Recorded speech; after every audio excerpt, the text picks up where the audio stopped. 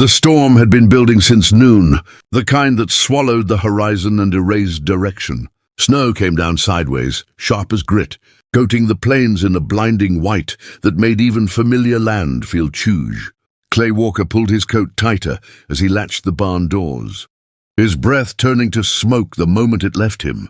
He was already late, already cold, already thinking about the empty house waiting for him, when something moved near the fence line. At first, he thought it was a calf that had broken loose. Then the shape staggered and fell. Clay ran. The wind fought him every step, but he reached the figure sprawled in the snow just as another gust nearly buried her. She was young, far younger than he'd expected, her body frighteningly light when he lifted her.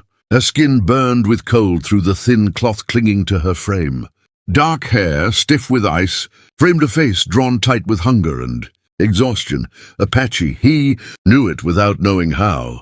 Maybe the braids, maybe the proud set of her jaw even in unconsciousness. She didn't stir as he carried her, one arm hanging limp, fingers blue at the tips. For a moment fear hit him hard and sudden. She might already be gone. He adjusted his grip and broke into a run, boots crunching through drifts as the storm howled behind him like it wanted her back. Inside the house, warmth rushed out to meet them.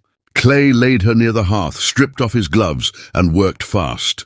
He fed the fire until it roared, wrapped her in every blanket he owned, rubbed her hands between his own until feeling crept back into them. Her breathing was shallow but there, thank God. He noticed then how little she carried, no pack, no coat, no sign she'd planned to survive the night.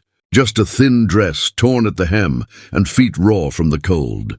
Whatever had driven her onto his land had done so without mercy. Hours passed. The storm raged on, sealing the world outside. Clay sat in a chair by the fire, eyes never leaving her chest as it rose and fell. He told himself he'd done this because it was right, because any man would. But deep down, in the quiet between gusts, he felt something else, a sense that this moment mattered, that the empty house had been waiting for more than silence. When she finally stirred, barely, a soft sound escaped her lips. Clay leaned forward, heart tight in his chest. "You're safe?" he said quietly, unsure if she could hear him. "You're not alone anymore." She woke with a sharp breath, the kind that came from years of learning to rise ready to run. Her hand closed around cold metal before her eyes were fully open, fingers tightening on a knife she must have taken from the table sometime during the night. The fire had burned low, leaving the room washed in grey morning light. For a heartbeat she didn't move, just listened, measured, remembered. Clay froze in the doorway, coffee steaming uselessly in his hand. The girl stood barefoot on the wooden floor, blankets pooled at her feet, dark eyes fixed on him like he was the threat. Her arm trembled, not with weakness but with restraint, as if violence lived very close to the surface. "I won't hurt you," he said, slow and even, lowering the cup. "You were freezing outside. I brought you in." She didn't answer. Her gaze flicked to the door, the windows, the corners of the room. Trapped spaces did that to people who'd been chased. He recognized it too well. Clay took a step back, giving her room, letting the silence stretch until it stopped feeling like a trap. Hunger broke the standoff. Her stomach betrayed her with a quiet sound, and her jaw tightened in shame. Clay moved carefully to the stove, set bread and beans on the table, then stepped away. She watched him the whole time, knife never lowering, until finally she sat, ate with quick, efficient motions, eyes never leaving him. She slept by the door after that, curled tight like an animal ready to bolt. When he offered the bed, she shook her head once. When he brought boots and a heavy coat, she flinched, as though the kindness carried a hook. He left them by the wall and said nothing. By afternoon, word had already started moving through town. Clay felt it in the way men paused when he entered the store, in the sideways looks and the hushed voices. An Apache girl on a white man's ranch was trouble, they said. Dangerous, unnatural. One man laughed and asked what Clay planned to do with her. Clay came home with his jaw set hard and his patience gone. He found her standing at the window, watching the land like it might vanish if she blinked. "You can stay," he said, the words heavier than he'd meant them to be. "As long as you need." She turned slowly, eyes searching his face for the lie. Why? She asked, her voice rough, unused. He thought of the long nights, the empty rooms, the way silence could rot a man from the inside. He shrugged. Because everyone deserves somewhere warm. She lowered the knife then, not all the way, but enough. The snow began to melt, and with it came the things winter had buried. Mud replaced white, the river swelled, and the land grew restless. Clay noticed the change in her before he noticed it in the ground.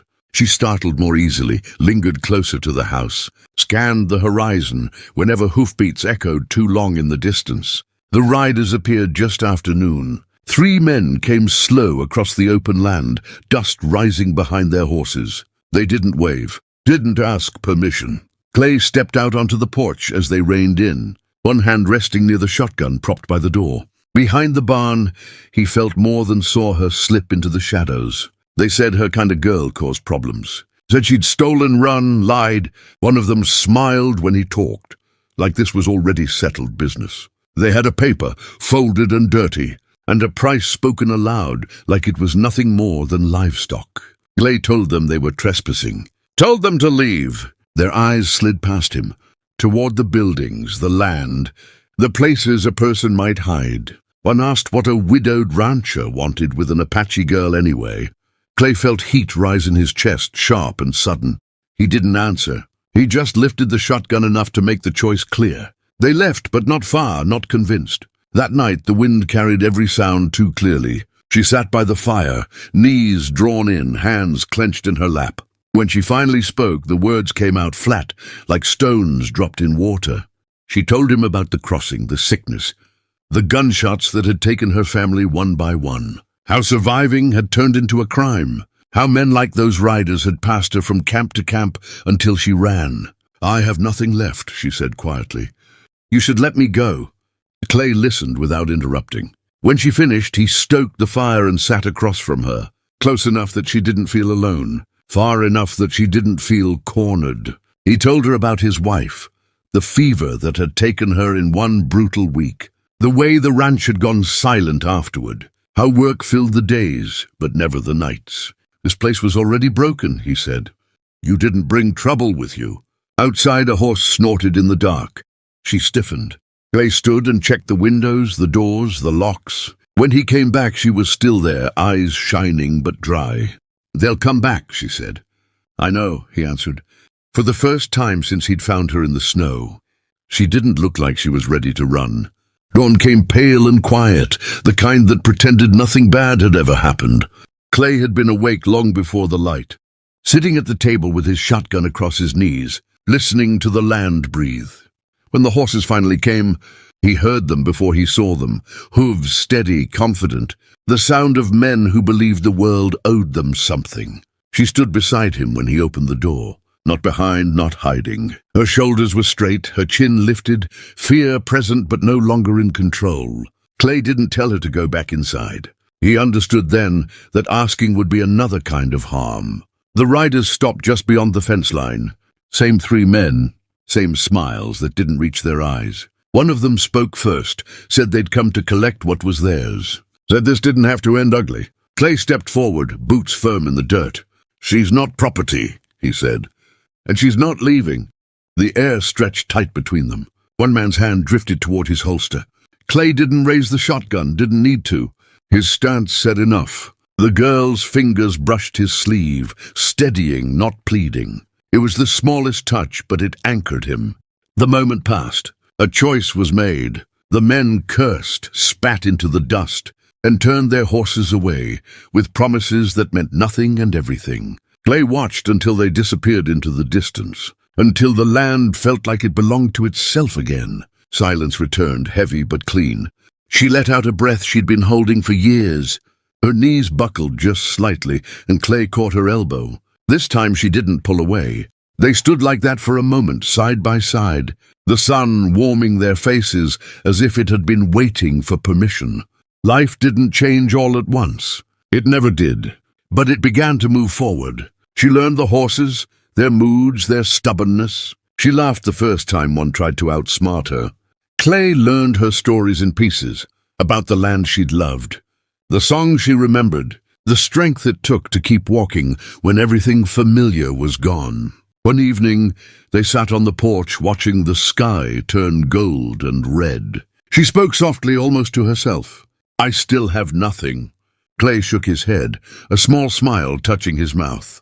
"You've got a place to stand," he said. "And tomorrow." She looked at the land then, really looked at it, and for the first time, she didn't see an escape route. She saw something that could last.